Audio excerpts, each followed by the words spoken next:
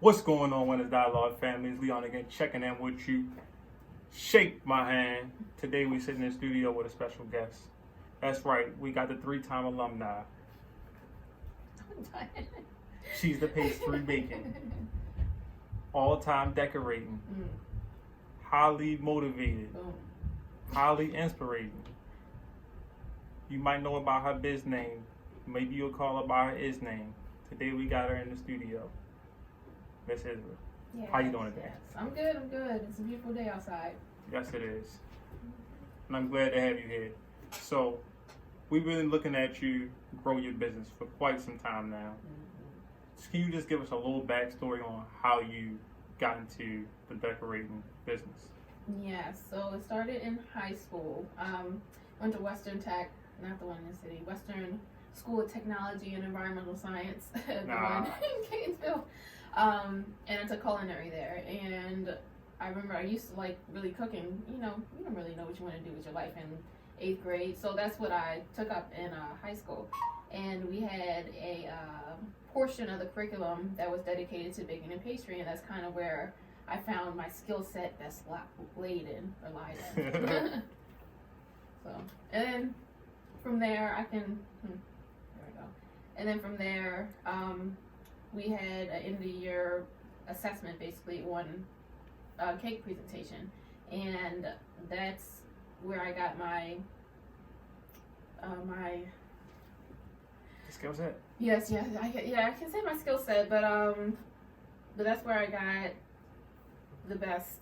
I can't think it. When I was talking to my teacher, and she went over basically how great I did, that good feedback. She gave me the feedback. The feedback that initiated, that spark of interest. Yeah, that spark of interest. Let me just go at it. Yeah.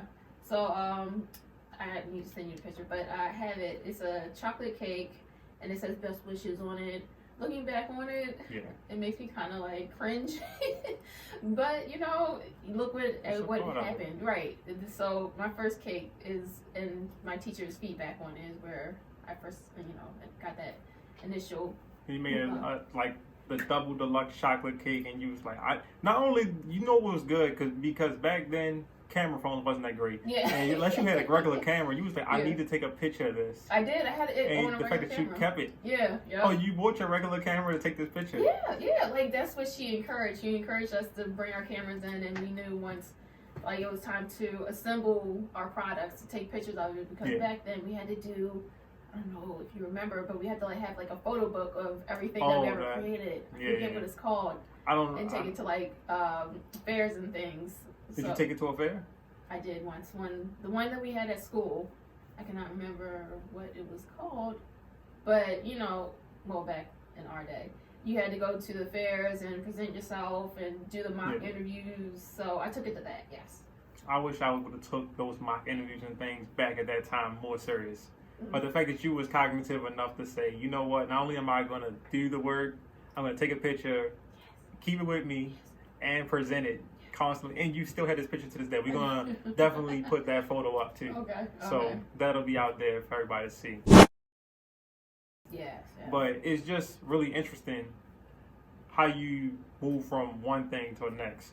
So once you got this spark of interest, like, what was your initial education introductory and figuring out like, okay, I like making cakes. I need to make it at a higher level.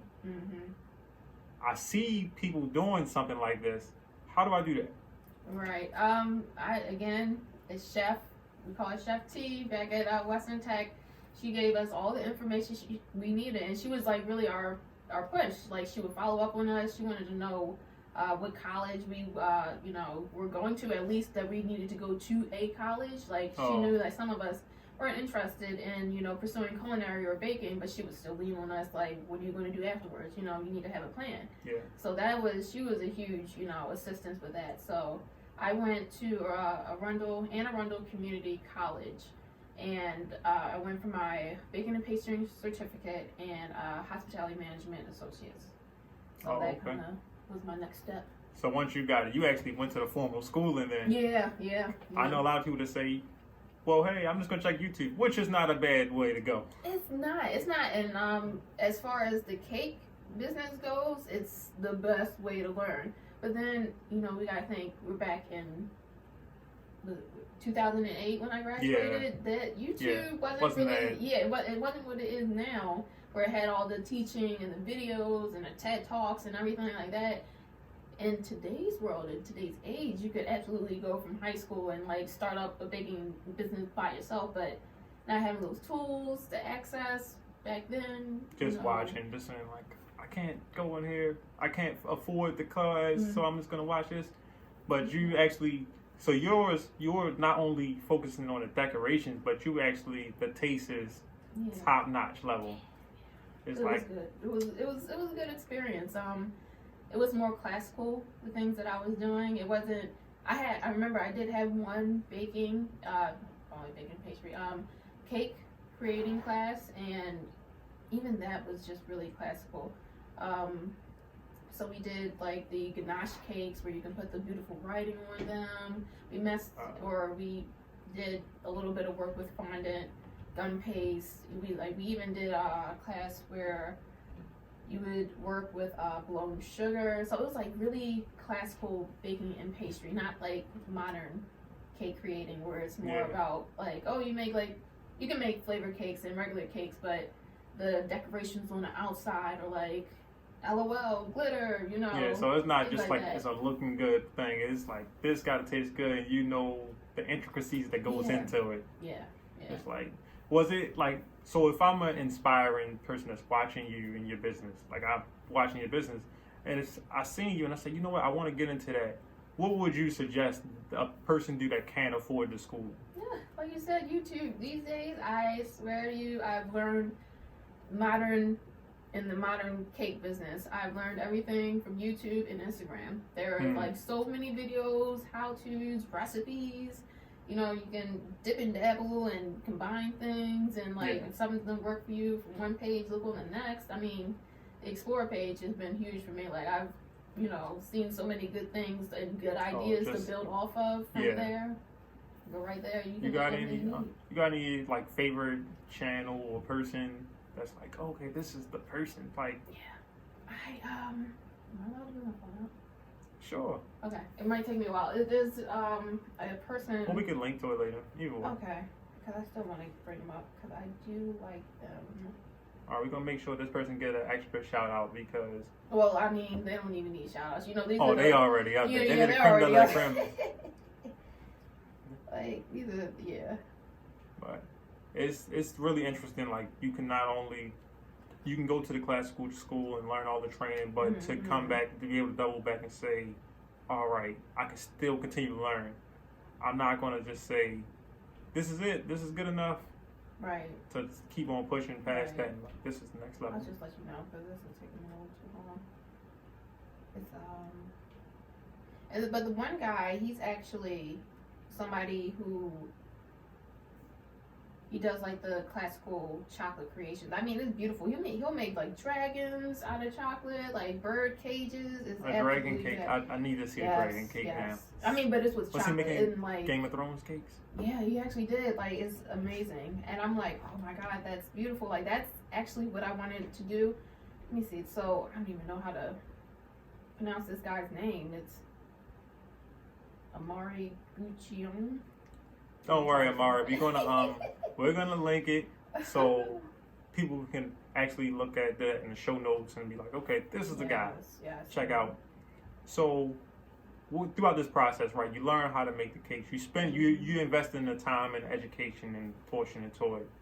When was it that you earned your first dollar? Like, what was the job that said, all right, this is my first dollar, and this is it? I would say, my first cake, I did it for a friend. There's two different times because they kind of coincide with one another. I did my best friend Leah's baby shower cake. Okay. And it was a strawberry shortcake baby shower theme. So I did like a little 2-tier baby strawberry shortcake cake basically. And it was so cute. I thought I did a great job with it. And I remember it had the first tier had the stripes with the green and the white because strawberry shortcakes she's pink, green, and white. So the first tier had the green and white stripes, and then the next tier was polka dotted with the pink, and it had a little strawberry shortcake on top. And I thought, I was like, oh my god, I did such a good job at this, right? And I think that's kind of what sparked my daughter's aunt on her father's side. She wanted to have a cake made for her son, and that's actually my first dollar. But when she saw that I was into making cakes, she's like, oh, I want to support. I didn't even think that about having a business. Like, I wasn't even thinking about that. But I was like, oh yeah, sure. That cake was a struggle. Oh, it almost broke me. And it was basketball cake, Celtics. Did they have the basketball with the flame? Okay. I don't know. Oh no, you talking about Heat? It's Heat. Like, I don't do sports. The point is that you was able to create it though. Yeah. But it broke me a little bit, and that's kind of part of the business. When you learn things and you see something that you think you know how to do, and until you actually do it, sometimes it's like, oh. So do you like have it like on like a screen and you gotta kind of look back and forth, or does it get printed? How does that like work? It depends. Like with me having more experience now, I can like kind of draw something up or have it like up here and kind of just work with it. But if it's something that I don't know how to do, then sometimes I'll have the YouTube up. Like I'm really bad at finding bows. Like it's like no matter what I do, I just cannot make a beautiful bow. So I always have to have the YouTube up, stop it, rewind it, stop it, forward it. Like until I can get my bow looking half decent. So I understand that, because that YouTube is a clutch right there. In that instance, you get stuck and you like, hold on, I know it's something simple and I've done it before, but look, I don't mind doing it again. Like people got to keep going back to the gym and keep shooting to make their shots. Like they don't go, I did enough shots. I'll just show up for the game. It don't work like that. No, you got to come back and get that. So when she gave you that first bit of money, you was like, okay, this is a business now. Because I don't feel like it's a business until you get some money. Like everybody says it's a business. It's not a business until you make money off of it. Right. And so sometimes you just need that person to bring you in to make you think like, oh, I can do this. Yeah. And once they expose you to it, it's like, hold on. Oh, people are getting paid to do this thing. I like doing it. And you enjoyed it since the 10th grade. You realize like early that this is something I can enjoy doing. It's probably was more of a hobby for you in the beginning. Yeah, definitely. Yeah. Then you transfer it into a business. So every business has its ups and downs. So I gotta ask you, what was the biggest hurdle that you faced in this type of business, and many people will face going forward in this type of business? I think for me, I don't give up easily at all, but there are times when I'm creating something, because for me, I'm never going to turn business down, and I'm not necessarily going to lie to somebody.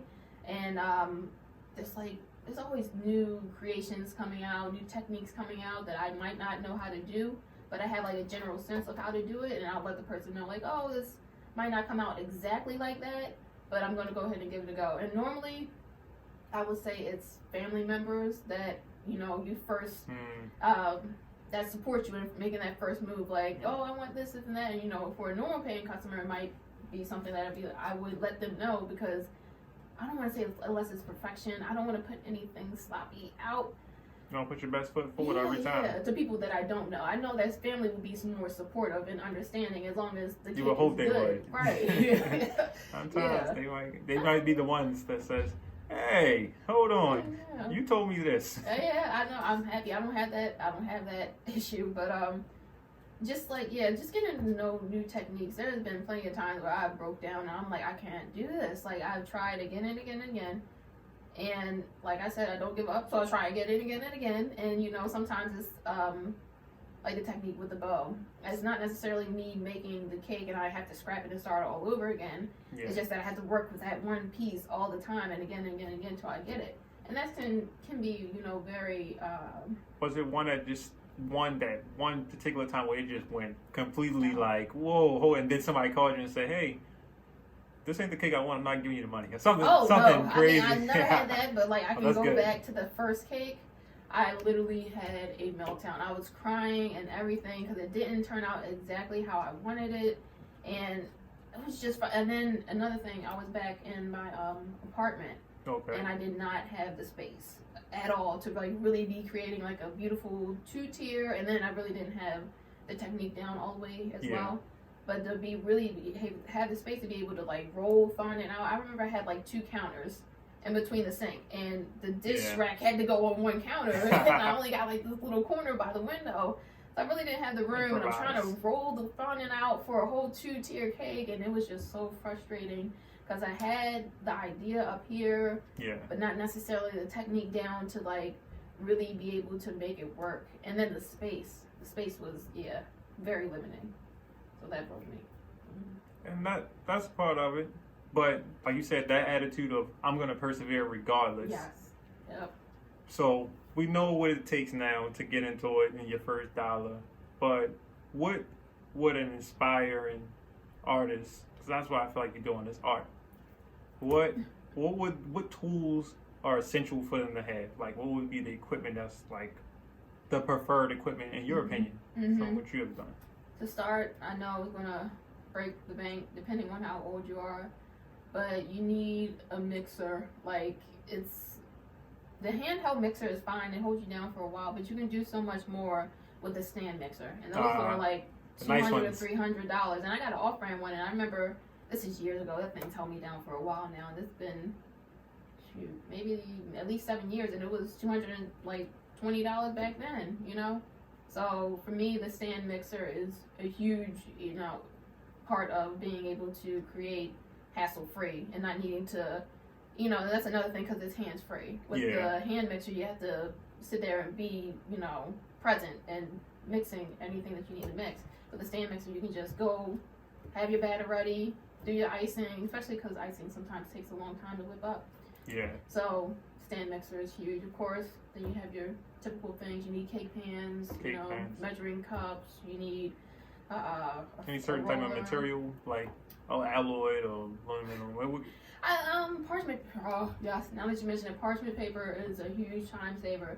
I don't know if you ever did it, but when you do bake sometimes and you just try to oil the pan and the cake still manages to get stuck on the inside. I'm talking about making cakes. Oh, well, it takes a little bit of technique, but when it gets stuck on the bottom, it is the worst. So laying your cake pans with parchment is huge. That's going to save the time, make it the time to say, okay, I can make the next one because easy to clean. Go on and out. What about ingredients?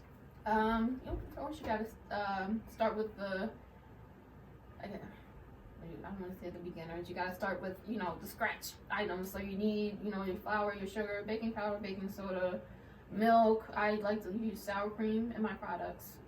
Cut some of the sweetness, but it still helps with the moistness and the deliciousness. Salt. Chocolate. Anything that you think that you would need for baking.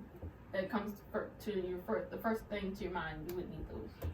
What, as far as like when you decorating it though, like I know like when I'm thinking about I seen your Hennessy cakes or something like that, I'm just like, how do you use what material is she using to make this? Because is this all edible or is like some parts is not edible? Or sometimes some of the parts aren't edible, like the bling that you saw around there. That's just regular. I don't even know what you would call that. It's just like you can buy it at the dollar store. Okay. It's just like a string of, not even really bling on it. It just has silver and like little indents on it to make it look like it's bling. Yeah. So that's not edible. Some dazzle stuff. Yeah, but dazzle stuff. The rest of it is, and it just comes from me browsing Instagram or YouTube or like messing around with something that I've seen before. Like for the Hennessy cake that I just posted with the Jello shots. Like I did not know. I've seen it before because people send you inspiration ideas like, I want it to look like this, and I had that for one person. The Patron cake was the first one that I did it for, and she said she wanted like this, and I could not figure out what the ice cubes supposedly were in the picture. Now, it might not have been what I had, so I kind of took my experience. I think I got it from culinary because I remember we did champagne Jello. Before. Champagne Jello. Yeah, it was really I definitely said I want to do this. Yeah, that was that classical stuff I was talking about. I'm like, yes, it was clear. So I went to Walmart, clear gelatin. I put some alcohol in there because I knew how people do regular Jello shots, but it's ice. I wanted to mimic ice. Yeah. So I didn't need the color, and you can't find clear Jello. So I just had to go to the store, get the gelatin, put the alcohol in there and some extra sugar and let it sit. And I'm like, that's it. And it gave that illusion and that look. Yeah. And then you just, again, with the just testing things. So the first time I made the Patron cake, I just cut the Jell-O. And this time when I made the Hennessy cake, I'm like, I wonder if I squeeze the Jell-O, if it'll look like crushed ice. Because the Patron cake just had it was just cut regularly, really nice, clean cut to make it look like ice. But when you crumble it, it looks even more realistic because, you know, sometimes when you have ice, you have those pieces in there that are, like, broken. So just, you know, trying things out. I still always wonder, like, is that, like, actual alcohol in those cakes, or is it just, like, it can be. illusion? Can you give it to the kids? Kids No. have any? No? I mean, well, it depends. No. It depends. Like, if it has what people call infused. Oh, okay. If it's infused, it'll be cooked with alcohol, and then the icing will have alcohol in it too. Oh, Most okay. people just don't want all that. They want the alcohol on top so they can just drink it. Oh, they just want to pour it out? Yeah, This is my bottle. It's my birthday. Yeah, and the cake is just regular. Just regular vanilla cake with buttercream. So. This looks nice. Yeah. Every time I see it, I think I should put this in. Put it in some type of case, take pictures of it, and nobody eats it. It's going to be moldy. Yeah, that's what I was like, but it's a real cake, so I guess you can't do that. No.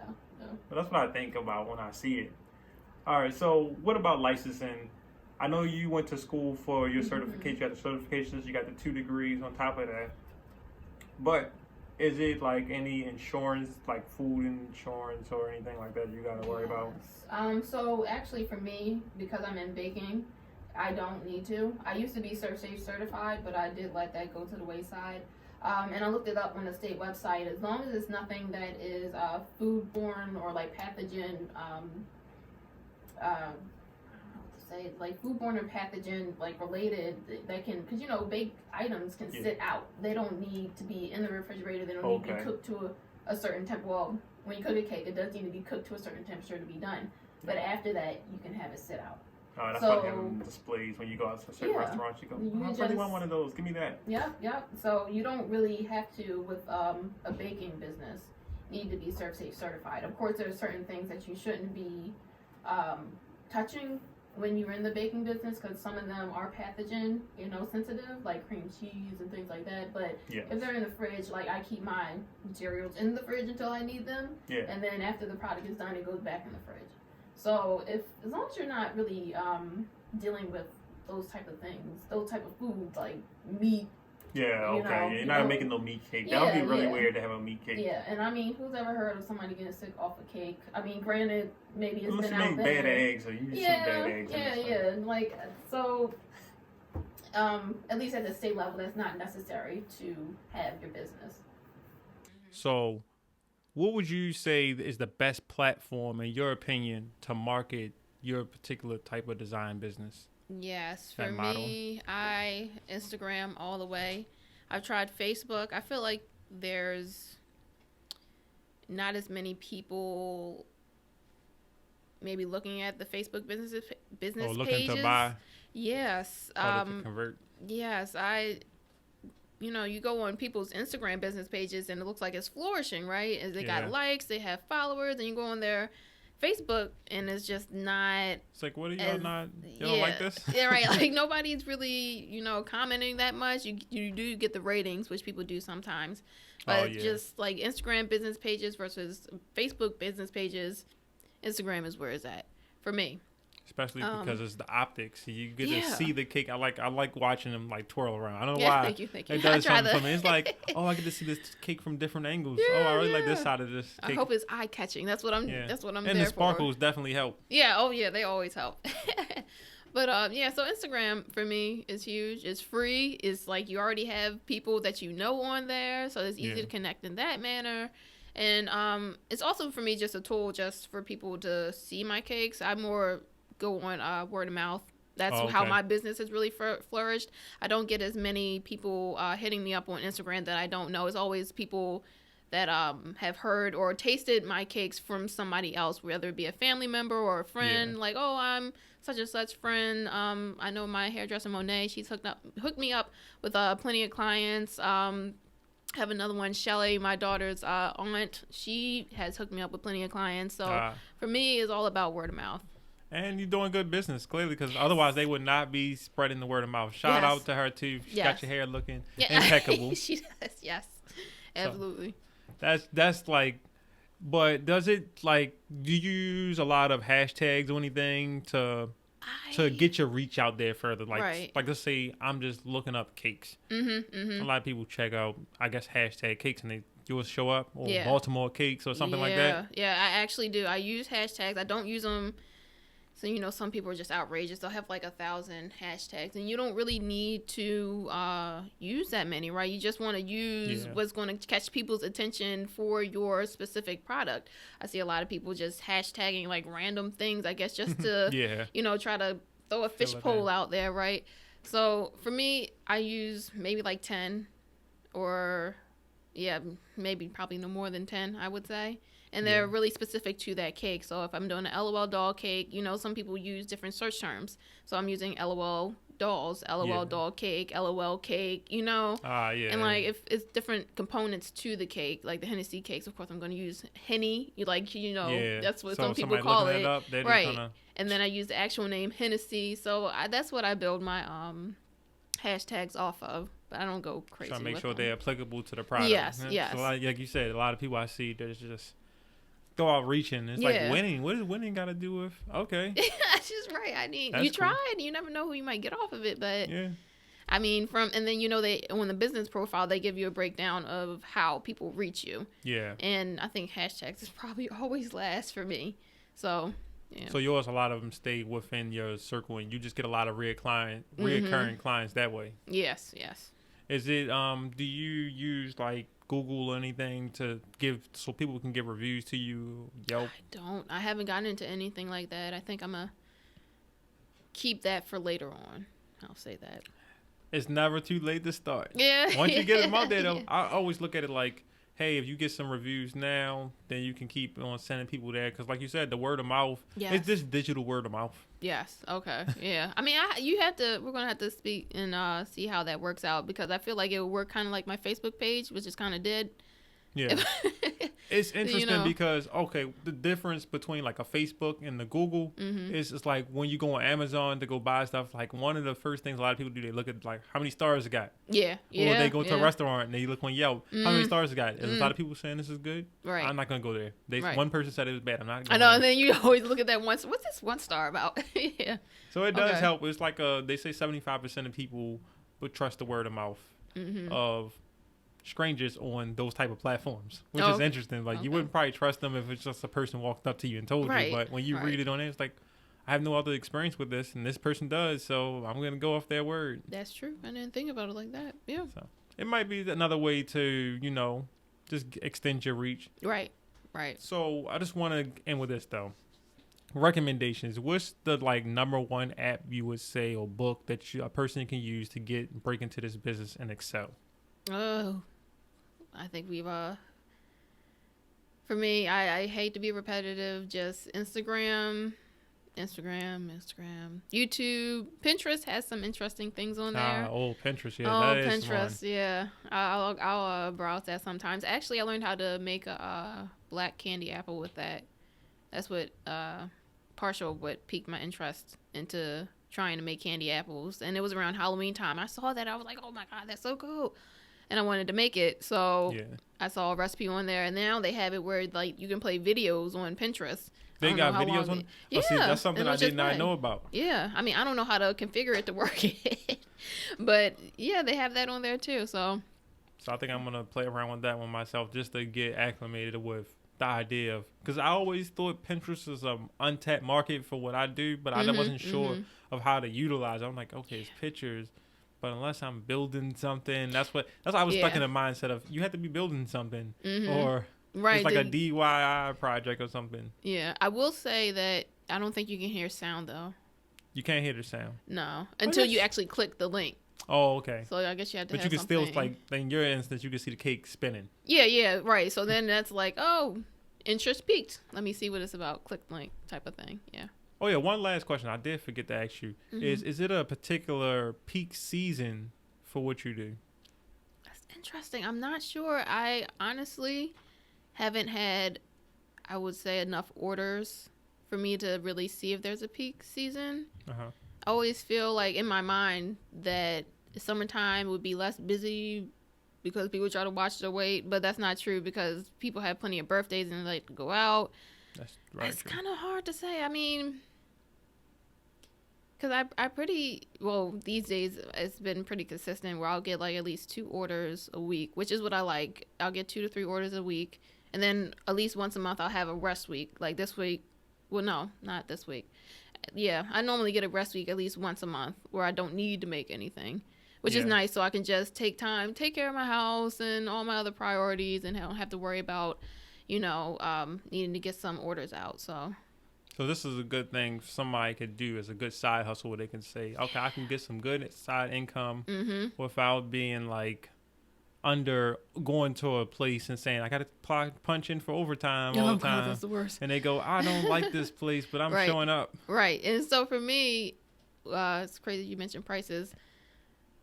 I definitely started off very cheap. Even now, I feel like I'm still very affordable because I feel like a part of me is just being that perfectionist where it's like, oh, my product's not there yet where I can charge like $300 for a cake where you go to a cake cakery. Yeah, if I go to Cold Stone right now, they're selling cakes for $400, $500. Are you serious? Yeah. That's crazy. They'll get a custom cake for $400, $500. Wow. And that was probably back in 2013. That's crazy. When I think about that, I'm like, oh my goodness, that's crazy. And then and at the same time, I'm not trying to like gouge price people. I would just really like them to enjoy my product and then for me also to be able to receive, what is the word I'm looking? Receive enough, just trying to keep it growing? No, money. Oh, profits. I think profits is the profit word. is definitely what you want. Yes. So I think sometimes it's not about the influx of customers per se, because you could always raise the prices, especially for a high commodity product that's specialty made. It's not like you're giving out, like you're going to Giants and making cakes there. Yeah, right. These are very custom designed cakes, so for that same thing you have to pay accordingly. Yeah, and you can price accordingly. Right. You can always alter your prices as time goes on. Yeah, I need to get to that. I'm going to start doing it because I'm just such a perfectionist, and I'm also very frugal. So I'm like, I don't want to price them to where people can't afford them, especially, living in the area that we live in the Baltimore City area.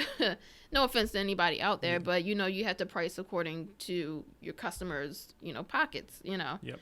I need to know my place kind of thing. But at the same time, I need to be able to bring in enough profit to pay off, which I absolutely do, pay off, all the labor that I put in and at least the product that I put in. I will say that I price at least to, break even on the profit break even on the products, and bring a little bit home. But I feel like maybe I need to raise it up a little bit because it's like a lot of running around. I didn't mention that before. Once you sit there and actually, like sometimes I use the timer and I say, well, how long is it going to take me to do this thing? And then I say, okay, it took me this amount of hours. Now I feel like my time is worth this. Yes. Now I need to divide it by that and say, this is how much I'm charging an hour. And this cake right here, I know from making it enough times that it's going to take me this many hours. Right. So this is the price. That's thing about when you establish the price, the price is the price. Right. And that's what I got to get into. If you can't afford the price, it's somebody that can afford the price. I like the way you think.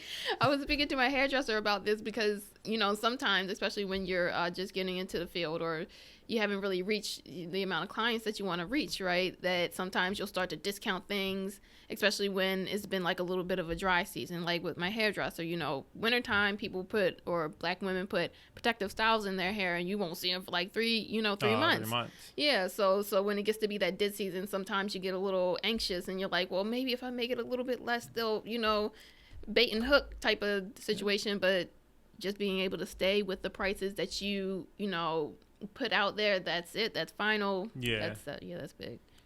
This the marketing is all about you can target those people that can afford it. Weddings, they always around. Hey, you can link up with like a facility that hosts weddings a lot. It's like, hey, look, I do this, here's my cards, and you give them some samples, some free stuff. People like free stuff. Hey, get some free stuff. Love that, and they go, okay, I know somebody. Matter of fact, this is some of her stuff right here. It's really good, right?